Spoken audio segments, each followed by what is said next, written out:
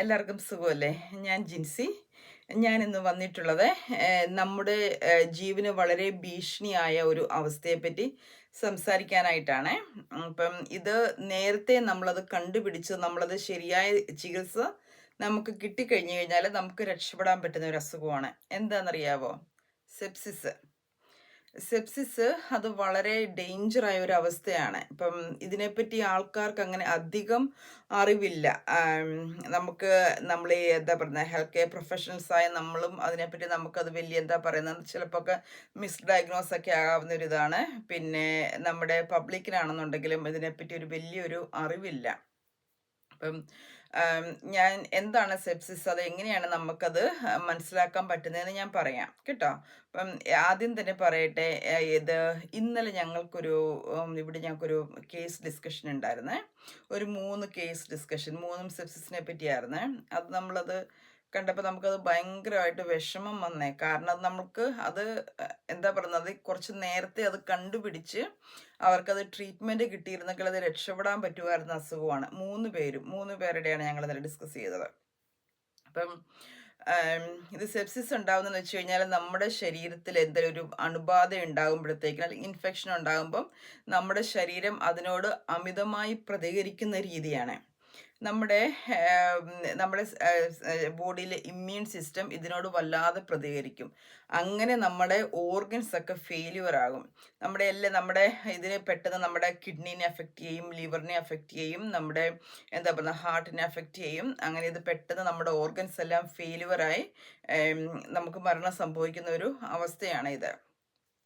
കാരണം പലരും മറ്റുള്ള ഇൻഫെക്ഷനുമായിട്ട് ഇതിനെ മിസ്റ്റേക്കൻ ചെയ്യും. അപ്പം അങ്ങനെയാണ് നമ്മൾക്ക് ഡയഗ്നോസിസ് നമുക്ക് ചിലപ്പം മിസ്ഡയഗ്നോസിസ് ഒക്കെ ആയി പോകുന്നത്. അപ്പം ഇതിൻ്റെ ഇപ്പം ഇത് കൂടുതൽ വരാനായിട്ടുള്ള സാധ്യത കൂടുതൽ നമ്മുടെ ശരീരത്തിൽ ഇപ്പം നമ്മൾക്കൊരു ചെസ്റ്റ് ഇൻഫെക്ഷൻ വന്നിട്ട് അത് ന്യൂമോണിയ ആയി അങ്ങനെ അത് സെപ്സിസ് ആകാം. പിന്നെ ഇത് നമുക്ക് വൈറൽ ഇൻഫെക്ഷനിൽ കൂടെ വരും. പക്ഷെ വൈറൽ എന്ന് പറഞ്ഞു കഴിഞ്ഞു കഴിഞ്ഞാൽ ഞാൻ കഴിഞ്ഞ ദിവസം പറഞ്ഞില്ലേ വൈറൽ ഇൻഫെക്ഷൻ നമുക്ക് പനിയും കാര്യങ്ങളും ഒക്കെ, അങ്ങനത്തെ ഒരു പനിയല്ല വരുന്നത്. ഈ പനി ഒരു ഇത്തിരി വ്യത്യാസമുണ്ട്. അപ്പം വൈറൽ വരാം, നമുക്ക് ബാക്ടീരിയൽ വരാം, പിന്നെ നമുക്ക് ഫംഗൽ ഇൻഫെക്ഷൻ അങ്ങനെയൊക്കെ വരാം. അപ്പം ഇത് നമ്മുടെ ശരീരത്ത് എന്തെങ്കിലും മുറിവുകളോ കാര്യങ്ങളോ അങ്ങനെയൊക്കെ ഉണ്ടെന്നുണ്ടെങ്കിൽ നമ്മൾക്ക് ഈ പനി ചില സമയത്ത് നമുക്കത് ഇൻഫെക്ഷൻ വരുമ്പോൾ പനിയൊക്കെ വരാറില്ലേ. അപ്പോൾ പനി അങ്ങനെ വരുന്ന ആ സമയത്ത് തന്നെ നമ്മൾ പെട്ടെന്ന് തന്നെ നമ്മളെ ഡോക്ടറെ പോയി കണ്ട് നമ്മൾ അതിനുള്ള മരുന്ന് കഴിക്കണം. പക്ഷേ ഇതിങ്ങനെ വരുമ്പം നമ്മളത് കുഴപ്പമില്ല എന്നും പറഞ്ഞ് വെച്ചോണ്ടിരിക്കുമ്പോഴത്തേക്കിനുമാണ് അത് സെപ്സിസിലേക്ക് പോകുന്നത്. അപ്പോൾ പ്രധാനമായിട്ട് നോക്കേണ്ടത് നിങ്ങളുടെ ശരീരത്തിൽ എന്തെങ്കിലും മുറിവോ കാര്യങ്ങളോ അങ്ങനെയൊക്കെയുള്ള സമയത്ത് നിങ്ങൾക്ക് പനി വരുവോ, അല്ലെന്നുണ്ടെങ്കിൽ നമുക്ക് യൂറിൻ ഇൻഫെക്ഷന് യൂറോസെപ്സിസ് എന്നൊക്കെ പറഞ്ഞു കഴിഞ്ഞാൽ ഭയങ്കര കോമൺ ആണ്. അപ്പോൾ യൂറിൻ ഇൻഫെക്ഷന് അങ്ങനെ വന്നിട്ട് നമ്മൾക്ക് പനിയും കാര്യങ്ങളൊക്കെ വന്നിട്ട് നമ്മൾക്ക് ഈ ചിൽസ് കാര്യങ്ങൾ അങ്ങനെയൊക്കെ വരുമ്പോഴത്തേക്കിന് അങ്ങനെയാണ് യൂറോസെപ്സിസ് ഉണ്ടാകുന്നത്. അതിലേക്ക് പോകുന്നത് നമ്മളെ. പിന്നെ നമ്മൾക്ക് എന്താ പറയുന്നത് പിന്നെ കിഡ്നി ഇൻഫെക്ഷനും പിന്നെ UTI പിന്നെ നമ്മുടെ ലിവറിന് എന്തെങ്കിലും കുഴപ്പമുണ്ടെങ്കിൽ അല്ലെങ്കിൽ നമുക്ക് പെട്ടെന്നൊരു വയറുവേദന കാര്യങ്ങൾ അങ്ങനെയൊക്കെ വരുമല്ലോ. അപ്പം അത് നമുക്ക് അതിൻ്റെ കൂടെ തന്നെ പനിയോ അല്ലെങ്കിൽ ഛർദിലോ അങ്ങനെയൊക്കെ ഉണ്ടെന്നുണ്ടെങ്കിൽ ഇതിന് പ്രധാനപ്പെട്ട ഒരു 6 സിംറ്റംസ് ഉണ്ട്. അതായത് ഒന്ന് വളരെ ഉയർന്ന താപനില, ഹൈ ടെമ്പറേച്ചറും പിന്നെ താഴ്ന്ന താപനില. അതായത് നമ്മൾ ഫീവർ എന്നൊക്കെ പറഞ്ഞ് 37 ആണ്. അപ്പം നാട്ടിൽ വരുമ്പോൾ അത് 97. അപ്പം അതിന് താഴോട്ട് പോയി കഴിയുമ്പോൾ ഒരു ഇപ്പം ഇവിടെ ആണെങ്കിൽ ഒരു 35, 34, ഇപ്പം നാട്ടിലാണെന്നുണ്ടെങ്കിൽ ഒരു 95, 94, 93 അങ്ങനെയൊക്കെ പോകുമ്പോഴത്തേക്കിനും അത് ലോ ടെമ്പറേച്ചർ ഹൈപ്പോതെർമിയ ആകുന്നതാണ് നമ്മളെ. അന്നേരപ്പോഴത്തേക്കിന് ആ ഒരവസ്ഥ വളരെ കൂടി നിൽക്കുന്ന അവസ്ഥയും വളരെ കുറഞ്ഞു നിൽക്കുന്ന അവസ്ഥയും. പിന്നെ നമുക്ക് ഷോർട്ട്നെസ് ഓഫ് ബ്രെത്ത്, അതായത് നമുക്ക് നമ്മുടെ സാധാരണ നിലയിൽ നമുക്ക് ശ്വാസം എടുക്കാനായിട്ടൊക്കെ ഒത്തിരി ഇച്ചിരി ഒരു ബുദ്ധിമുട്ട് വരിക. പിന്നെ അത് കൺഫ്യൂഷൻ ഇതിൻ്റെ ഒരു മെയിൻ കാര്യമാണ്. പിന്നെ നമുക്ക് ചിൽസ് വരിക. ഈ ഫീവറിൻ്റെ കൂടെ തന്നെ നമുക്ക് ചിൽസ് വരും. നമ്മളിപ്പം നമ്മുടെ ബോഡി ഇപ്പം ഒന്നുകിൽ നമ്മുടെ ബോഡിക്ക് ടെമ്പറേച്ചർ കുറവായിരിക്കും, പക്ഷെ നമ്മൾ എത്ര ഡ്രസ്സ് ഇട്ടാലും ബ്ലാങ്കറ്റ് ഇട്ടാലും ഒക്കെ നമ്മൾക്ക് ആ ഒരു ചൂട് കിട്ടുകയില്ല. പിന്നെ നമ്മൾക്ക് ഭയങ്കരമായിട്ട് നമ്മുടെ ബോഡി ചൂടായിരിക്കും. എന്നിരുന്നാൽ തന്നെ നമ്മൾ ഒരുപാട് ക്ലോത്ത്സ് ഒക്കെ ഇട്ട് റാപ്പപ്പ് ചെയ്ത് കഴിഞ്ഞ് കഴിഞ്ഞാൽ നമ്മൾക്കത് പിന്നെയും കോൾഡായിട്ട് തോന്നുക ആ ഒരവസ്ഥ. പിന്നെ നമ്മുടെ ഹാൻഡ്സും ഫീറ്റ്, അതായത് നമ്മുടെ കൈകളും പിന്നെ നമ്മുടെ കാലിൻ്റെ 2 കാലിൻ്റെ പത്തിയില്ലേ, അവിടെ മാത്രം, അതായത് നമ്മുടെ ആങ്കിളിന് താഴോട്ടെ അവിടെ മാത്രം നല്ലപോലെ ഐസ് കോൾഡായിട്ടിരിക്കുക. പിന്നെ യൂറിൻ ഔട്ട്പുട്ട് കുറയുക. നമുക്ക് ഇപ്പം എന്താ പറയുക, ഒരു 6-7 മണിക്കൂർ അല്ലെങ്കിൽ 8 മണിക്കൂർ ആകുമ്പോൾ നമുക്ക് യൂറിൻ ഒന്നും ഇല്ലെന്നുണ്ടെങ്കിൽ ഇതൊക്കെയാണ് ഇതിൻ്റെ മെയിനായിട്ടുള്ള ഒരു സിംറ്റംസ് എന്ന് പറയുന്നത് കേട്ടോ. അപ്പം നമ്മൾ ഈ സിംറ്റംസ് കണ്ടിട്ട് ഇതിപ്പോൾ എല്ലാം കൂടെ വരണമെന്നും ഇല്ല. ഇതിനകത്ത് ചിലപ്പോൾ നമുക്ക് ഫീവർ ഉണ്ടായിരിക്കാം, എന്നിട്ട് നമുക്ക് ഒരു ശ്വാസം എടുക്കാനുള്ളൊരു ബുദ്ധിമുട്ട്, ചിലപ്പോൾ ആ 2 സിംറ്റംസേ കാണത്തുള്ളൂ. അപ്പം അത് എന്താ പറയുന്നത്, ഇപ്പം നമ്മളിപ്പം എന്തെങ്കിലും വരുമ്പോഴത്തേനും ഓക്കെ എനിക്ക് ഇത് 2 കാര്യമല്ലേ ഉള്ളൂ അതുകൊണ്ട് ഡോക്ടറെ അടുക്ക് പോകണ്ട, അങ്ങനെയല്ല. നമ്മൾക്ക് ഒരു കാര്യം ഉള്ളെന്നുണ്ടെങ്കിൽ നമ്മളത് ഡോക്ടറെ അടുക്ക് പോകണം. അതായത് നമുക്ക് അതിലൂടെ തന്നെ വേറെ എന്തെങ്കിലും, അതായത് ഞാൻ പറഞ്ഞല്ലോ നേരത്തെ UTIയോ അല്ലെന്നുണ്ടെങ്കിൽ നമ്മുടെ കാലിൽ എന്തെങ്കിലും മുറിവോ അല്ലെങ്കിൽ നമുക്ക് ചെസ്റ്റ് ഇൻഫെക്ഷനോ അങ്ങനെയൊക്കെ ഉള്ളപ്പോഴത്തെ കാര്യമല്ല. സാധാരണ നമ്മളൊരു പനി വന്നു കഴിഞ്ഞാൽ നമ്മൾ ഉടനെ ഡോക്ടറെ അടുക്ക പോകേണ്ട ആവശ്യമില്ല കേട്ടോ. പക്ഷെ ഇങ്ങനെ അതിൻ്റെ കൂടെ തന്നെ വേറെ എന്തെങ്കിലും ഉണ്ടെന്നുണ്ടെങ്കിലാണ്, ഇപ്പം സാധാരണ ഒരു പനിയും വന്നിട്ട് നമുക്ക് അതിൻ്റെ കൂടെ തന്നെ ശ്വാസം മുട്ടലുണ്ടെന്നുണ്ടെങ്കിൽ നമുക്ക് ഡോക്ടറെ പോയി കാണാം. കാരണം നമുക്കറിയത്തില്ല, ഒരു സാധാരണ പനിക്ക് ശ്വാസം മുട്ടൽ വരാറില്ല. അപ്പം അങ്ങനെയൊക്കെ വരുമ്പോഴത്തേനും നമ്മൾ വെച്ചുകൊണ്ടിരിക്കാതെ നമ്മൾ ഡോക്ടറെ എത്രയും പെട്ടെന്ന് നമ്മൾ പോയി കാണുകയാണ് ചെയ്യേണ്ടത്. അപ്പം ആദ്യത്തെ 1 മണിക്കൂർ ഇതിന് സെപ്സിസിന് ഒരു ടൈമുണ്ട്, 1 മണിക്കൂർ കേട്ടോ. അപ്പം ഇത് 1 മണിക്കൂറിനുള്ളിൽ നമ്മളത് ട്രീറ്റ്മെൻറ്റ് തുടങ്ങുകയാണെന്നുണ്ടെങ്കിൽ നമ്മുടെ ഓർഗൻസിനെയൊക്കെ അത് അഫക്റ്റ് ചെയ്യുന്നത് നമുക്കത് എന്താ പറയുന്നത്, അവോയ്ഡ് ചെയ്യാൻ പറ്റും. അതുകൊണ്ട് ഇത് ഭയങ്കര ഇമ്പോർട്ടൻ്റ് ആണ് ടൈം എന്ന് പറയുന്നത്. പിന്നെ ഇത് നമുക്ക് ആ ഫസ്റ്റ് ഓൺസൈറ്റ് നമുക്കിപ്പോൾ എന്തായാലും ഇങ്ങനെ സിംറ്റംസ് തുടങ്ങി 24 മണിക്കൂറിനുള്ളിൽ പേഷ്യൻസ് കറക്റ്റ് ട്രീറ്റ്മെൻറ്റ് കിട്ടിയില്ലെന്നുണ്ടെങ്കിൽ പേഷ്യൻസ് മരിച്ചു പോകും കേട്ടോ.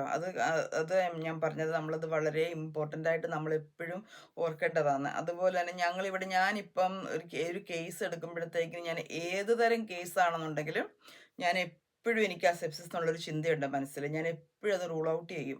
എന്തേലും അങ്ങനത്തെ സിംറ്റംസ് എന്തെങ്കിലും ഉണ്ടെന്ന്, നമ്മളൊരു ചെറിയ പനിയൊക്കെ ആയിട്ട് വിളിക്കുന്ന ആൾക്കാരുണ്ടല്ലോ, അപ്പോൾ അതുപോലെ ഞാൻ റൂൾ ഔട്ട് ചെയ്യാറുണ്ട്. കാരണം നമ്മൾക്കത് ഈസിലി മിസ്സാകുന്ന ഒരു ഡയഗ്നോസിസ് ആണ് ഇത്. അപ്പോൾ ഞങ്ങളോട് പറഞ്ഞേക്കുന്നത്, നിങ്ങളത് ആണെന്നുണ്ടെങ്കിൽ അത് ഡയഗ്നോസ് ചെയ്ത് വിട്ടേക്കണം, സെപ്സിസ് ആണെന്ന് പറഞ്ഞിട്ട് അത് വിട്ടേക്കണം എന്നാണ് പറഞ്ഞേക്കുന്നത്. പിന്നെ നമ്മളത് ഡയഗ്നോസ് ചെയ്യുമ്പോൾ തെറ്റാണെങ്കിൽ നമുക്ക് കുഴപ്പമില്ല. അത് കാരണം ഓക്കെ, ഇപ്പം നമ്മളിപ്പോൾ സിംറ്റംസ് ഒക്കെ കണ്ടപ്പം നമ്മൾ അങ്ങനെ ഓർത്തും. അതുകൊണ്ട് ഞങ്ങളോട് പറഞ്ഞേക്കുന്നത് ഇങ്ങനെയാണ്, ഡയഗ്നോസ് ചെയ്ത് വിടുക. കാരണം സെപ്സിസ് എന്ന് കാണുമ്പോഴത്തേക്കിനും അവരത് കൂടുതലായിട്ട് നോക്കും. പിന്നെ ഈ ചില ഹോസ്പിറ്റലിലേക്കൊക്കെ ഞങ്ങൾക്ക് റെഫറൽ വിടാൻ പറ്റാതെ വരുന്ന ഒരു അവസ്ഥയുണ്ട്. അന്നേരപ്പോഴത്തേക്കിനും ഞാൻ എന്നാ ചെയ്യും, ഞങ്ങൾ AANയിൽ വിളിച്ച് സംസാരിക്കാറുണ്ട്. അല്ലെന്നുണ്ടെങ്കിൽ പേഷ്യൻസിനോട് പറയും, നിങ്ങൾ നേരെ അവിടെ ചെല്ലുമ്പോഴത്തേക്കിനും പറയുക, ഇന്നപോലെ ഞങ്ങളിപ്പോൾ കൺസേൺ ആണ്, സെപ്സിസ് ആണെന്നുള്ളൊരു ഞങ്ങൾക്ക് സംശയം ഉണ്ടെന്ന് പറഞ്ഞു കഴിഞ്ഞാൽ അവരെയൊക്കെ നേരെ തന്നെ നമ്മൾ AANയിലോട്ട് വിളിക്കാറുണ്ട്. അവരെ പുറത്ത് വെയിറ്റ് ചെയ്ത് ഇരുത്തത്തില്ല. പിന്നെ ഞാൻ AANയിൽ പേഷ്യൻസിനെ വിടുമ്പോൾ തന്നെ ഞാൻ അവരോട് ഞാൻ സംസാരിക്കാറുണ്ട്. അന്നേരം ഇപ്പോൾ അത് പ്രോംപ്റ്റായിട്ട് പേഷ്യൻസ് വരുമ്പോൾ തന്നെ അവരെ അകത്ത് കൊണ്ടുപോകാറുണ്ട്. അന്നേരം ഇപ്പം നമ്മൾ ചിലപ്പോൾ ഓർക്കുമല്ലോ, ഞാൻ ഈ വയ്യാതെ AANയിൽ പോയി ഇരുന്ന് കഴിഞ്ഞ് എത്ര മണിക്കൂർ ഇരിക്കണമെന്ന്. പക്ഷേ ഇപ്പം നിങ്ങളിപ്പം ഞങ്ങളെ ഒന്ന് 111ലേക്ക് ഒന്ന് വിളിച്ചിട്ടാണ് പോകുന്നതെന്നുണ്ടെങ്കിൽ ഞങ്ങളത് അതിൻ്റേതായ രീതിയിൽ ഞങ്ങളത് ചെയ്യും. കാരണം ഞങ്ങൾ ഉടനെ ഹോസ്പിറ്റലിൽ ഞങ്ങളത് അലർട്ട് ചെയ്യും. ഞങ്ങളത് അങ്ങനെ ചെയ്യും. നിങ്ങൾക്ക് ഒരുപാട് നേരമൊന്നും പോയി വെയിറ്റ് ചെയ്തിരിക്കുമോ അങ്ങനത്തെ ഒന്നും ആവശ്യമൊന്നും വരത്തില്ല. പിന്നെ നമ്മുടെ ബ്ലഡ് പ്രഷർ താഴ്ന്നു പോകാം. പിന്നെ നമുക്ക് ഫുഡും നമ്മൾക്ക് ഭക്ഷണം കഴിക്കാനും എന്താ പറയുക, അതിനോടൊന്നും ഒരു ആകാതിരിക്കുക. അതായത് നമുക്കൊരു താല്പര്യം വരത്തില്ല നമ്മൾക്ക് വയ്യാഴിക കൊണ്ട്. പിന്നെ ഭയങ്കരമായിട്ട് നമ്മൾ ടയേർഡ് ആവുന്ന ഒരവസ്ഥ കേട്ടോ. അപ്പോൾ സെപ്സിസിൻ്റെ വലിയൊരു ഏറ്റവും പ്രധാനപ്പെട്ട ഒരു സിംറ്റമാണ് ടയേർഡ്നെസ്. അപ്പം നമ്മളൊരു ടയേർഡ് ആയി കഴിഞ്ഞിട്ട് നമുക്കൊരു ഫീവറും കൂടെ ഒന്ന് തുടങ്ങിക്കഴിഞ്ഞ് കഴിഞ്ഞാൽ ഓർത്തോണം, അപ്പം ഇതായിരിക്കും എന്ന് ഓർത്തോണം. അപ്പം അങ്ങനെയുണ്ടെന്നുണ്ടെങ്കിൽ നിങ്ങളത് എത്രയും പെട്ടെന്ന് പോയി ഡോക്ടറെ കാണുക. അപ്പം പ്രധാനമായിട്ടും നമുക്കിതിന് ചെയ്യാൻ പറ്റുന്നതെന്ന് വെച്ച് കഴിഞ്ഞാൽ നമ്മൾ പുറത്ത് പോയി വന്നു കഴിഞ്ഞാൽ എവിടെ ഒന്ന് പോയി ഇപ്പം ജോലിക്കൊക്കെ പോയിട്ട് വരുമ്പോൾ അറിയാമല്ലോ, ജോലിക്കൊക്കെ പോയിട്ട് വരുന്നവരോടൊക്കെ പറയാനുള്ളത്, നിങ്ങൾ നേരെ വീട്ടിൽ വന്നിട്ട് കുളിച്ചിട്ടൊക്കെ നിങ്ങൾ ഉള്ളിലേക്ക് ഉള്ളിലേക്കെന്ന് വെച്ച് കഴിഞ്ഞാൽ കിച്ചണിലേക്കോ അല്ലെന്നുണ്ടെങ്കിലൊക്കെ കയറാവുള്ളൂ. നമ്മൾ ഹോസ്പിറ്റലിൽ നിന്നൊക്കെ വരുന്നതല്ലേ, അന്നേരം ഇപ്പം അങ്ങനെ. പിന്നെ ഇപ്പം പബ്ലിക് ആണെന്നുണ്ടെങ്കിൽ നമ്മൾ പുറത്ത് പോയിട്ട് വരുമ്പോൾ കൈയും കാലും കഴുകുക, നല്ലപോലെ കൈ നല്ലപോലെ കഴുകുക, അത് വളരെ ഇമ്പോർട്ടൻ്റ് ആണ്. പിന്നെ മുറിവോ കാര്യങ്ങളോ ഒക്കെ ഉള്ളവർ അതൊക്കെ ശ്രദ്ധിക്കുക, അത് ശരിയായ രീതിയിൽ അതിനെ ട്രീറ്റ്മെൻറ്റ് എടുക്കുകയും കാര്യങ്ങളൊക്കെ ചെയ്യുക. പിന്നെ ഈ കാത്തീറ്ററൊക്കെ ഉള്ളവരുണ്ടല്ലോ, യൂറിനറി കാത്തീറ്ററും പിന്നെ അങ്ങനെയുള്ള എന്തെങ്കിലും ഡ്രെയിനോ കാര്യങ്ങളോ അങ്ങനെയൊക്കെ ഉള്ളവർ, അവരും ഒക്കെ ശ്രദ്ധിക്കുക. അവർക്കൊക്കെ വരാനുള്ള സെപ്സിസ് വരാനുള്ള സാധ്യത വളരെ കൂടുതലാണ്. പിന്നെ ശ്വാസം മുട്ടലുള്ളവർ, ഞാൻ നേരത്തെ പറഞ്ഞതുപോലെ, പിന്നെ ഈ കിഡ്നി പേഷ്യൻസും പിന്നെ ലിവർ പേഷ്യൻസും അങ്ങനെ എല്ലാവരും ഉണ്ട്. കാരണം എല്ലാവരും നമുക്ക് ചെറിയൊരു എന്താ പറയുക, ചെറിയൊരു മിസ്റ്റേക്കും കൊണ്ട് അങ്ങനെ നമുക്ക് ഇതെന്താ പറയുക, നമുക്ക് ശരിയായ ചികിത്സ കിട്ടാതെ പോകരുത്.